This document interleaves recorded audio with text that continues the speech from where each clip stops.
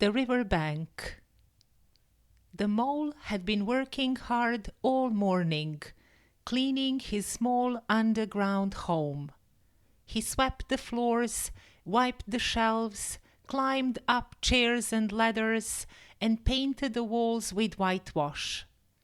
Soon there was dust in his eyes and throat, white paint all over his black fur, and a terrible ache in his back and arms.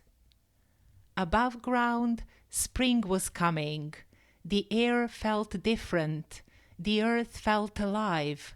Even deep in his little house, Mole could feel it, an exciting, restless feeling that made it impossible to stay inside. Suddenly, he dropped his brush on the floor. "Bother," he said, "I hate spring cleaning." And without even putting on his coat, he rushed out of the house. Something outside was calling him. Up the tunnel he went, scraping and scratching with his small paws. Up we go, he muttered until, pop, his nose came out into the sunlight. The mole rolled onto warm grass in a wide green meadow. "This is wonderful," he said, "much better than cleaning." The sun warmed his fur, the breeze cooled his face, and birds sang loudly after the long silence of his underground home. Full of joy, he skipped across the meadow. At a gap in the hedge, an old rabbit stopped him. "Sixpence to pass," said the rabbit. But Mole pushed him aside without stopping and ran on, laughing. The rabbit complained to his large family, but it was too late. Mole wandered happily through fields and along hedges.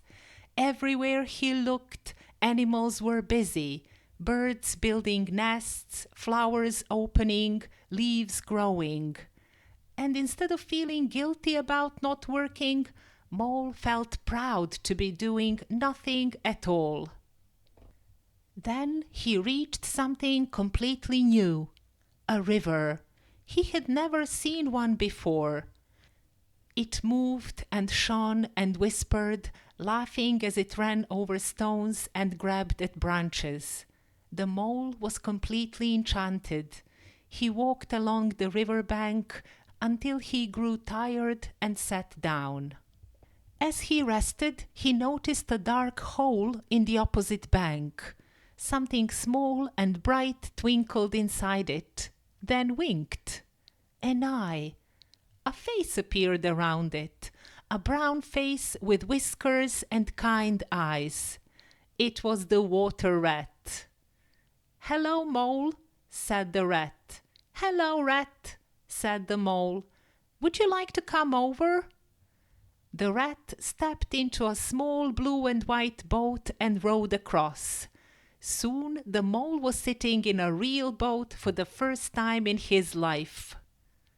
"This is a wonderful day," said the mole. "I've never been in a boat before." The rat stared at him in surprise. "Never? But what have you been doing all your life?" As they drifted along, the rat explained that the river was everything to him. Home, road, playground, and friend.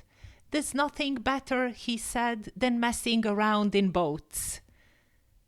They decided to spend the whole day together, and the rat brought out a large picnic basket. Inside were cold meat, sandwiches, salad, ginger beer, lemonade, and more. The mole was too happy to speak.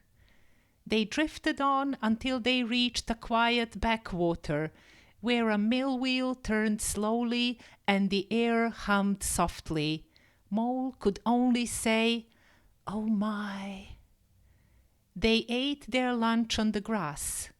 Soon an otter appeared, cheerful and hungry, and joined them. Later, Badger appeared briefly, but disappeared again just as quickly. Then the rat and mole laughed at Toad, who rushed past in a new boat, rowing badly and refusing to stop. After lunch, they headed home. The mole, feeling confident, begged to try rowing. Before the rat could stop him, Mole grabbed the oars and tipped them both over into the river. The water was freezing. The rat quickly pulled Mole to safety and helped him onto the bank. Wet, cold, and ashamed, the mole apologized. "That's all right," said the rat kindly. "You'll learn. Why don't you come and stay with me for a while? I'll teach you everything." That evening the rat made a fire, gave the mole dry clothes, and told him exciting river stories until bedtime. The mole fell asleep happily, knowing the river flowed just outside his window. And so began a new life for the mole, full of water, friendship, and adventure. What a heartwarming story! It makes me want to turn off my laptop and go on an adventure myself. But before we do that, let's pause for a moment and go through some useful vocabulary you can take away from the story. A restless feeling. If you feel restless, you can't relax or stay still because you want change, movement, or excitement. Example: she felt restless sitting indoors on such a sunny day. I hate spring cleaning. Spring cleaning means cleaning your home very thoroughly, often after winter. It can also suggest a task that feels long, tiring, or unavoidable. Example: I spent the whole weekend spring cleaning the flat. He rushed out of the house. To rush out means to leave a place very quickly, usually without preparing properly. Example: he rushed out of the house without his jacket. Mole pushed him aside. To push someone aside means to physically move them out of the way. Example: someone pushed me aside as they hurried to catch the bus. Mole was completely enchanted. If you are enchanted, you feel delighted and fascinated, as if something is magical. For example, the children were enchanted by the fairy lights in the garden. He walked along the riverbank. The riverbank is the ground along the side of a river.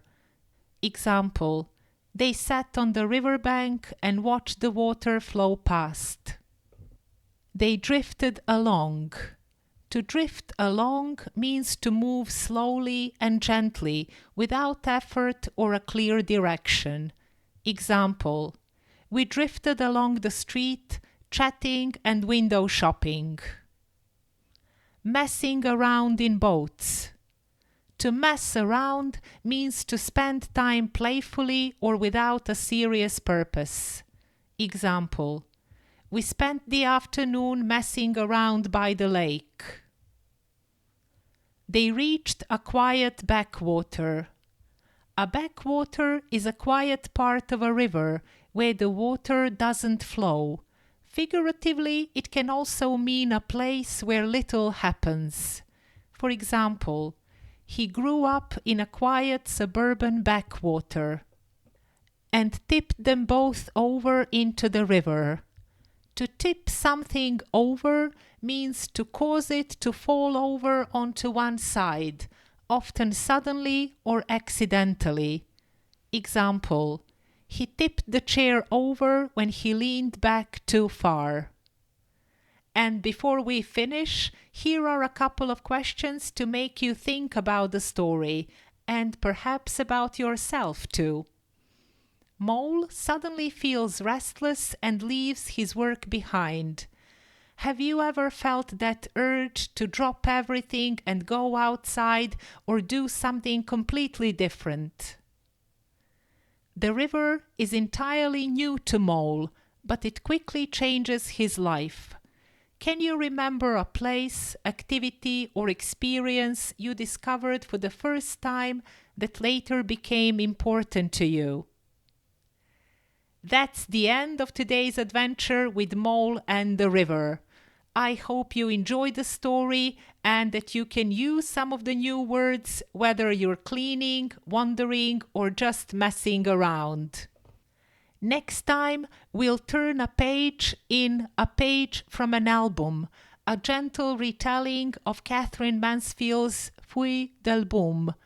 Join me for a quiet moment, charming characters, and more English you can take away. Until then, happy listening!